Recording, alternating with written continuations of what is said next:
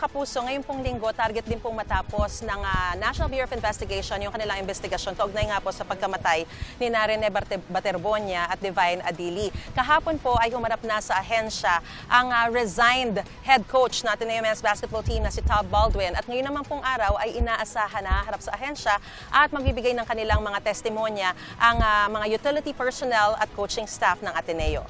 May unang balita, si John Consulta. Dumating sa Pasay headquarters ng National Bureau of Investigation o NBI si resigned Ateneo de Manila University's men's basketball head coach Todd Baldwin. Kasama ng 5 niyang abogado, pumasok siya sa opisina ng NBI Homicide Division para magbigay ng salaysay kaugnay ng team building na ikinasawi ng mga player na sina Rene Baterbonia at Divine Adili. Ayon sa aming source, sa mga tanong ng NBI ay namili lang ng 4 na sasagutin si Baldwin. Pagkatapos ay nagsumiti na ito ng sworn affidavit at di na sumagot sa ibang tanong ng NBI habang katabi ang kanyang legal team. Matapos ang 1.5 oras ay nagbigay ng pahayag ang abogado ni Baldwin habang nakayuko sa kanyang likod ang nag-resign na head coach ng Ateneo de Manila University.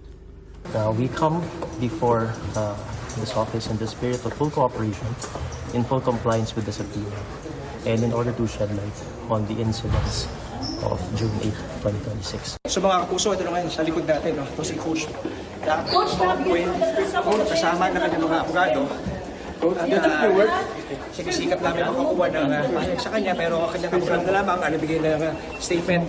Hi sir, do you accept any responsibility for what happened?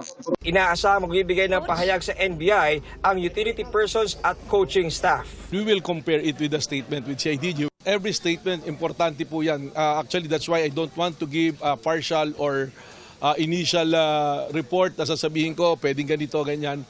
We want to finish the investigation. What we are avoiding here is maging parang personal or political yung basis. We will base our findings on the evidence and testimonies.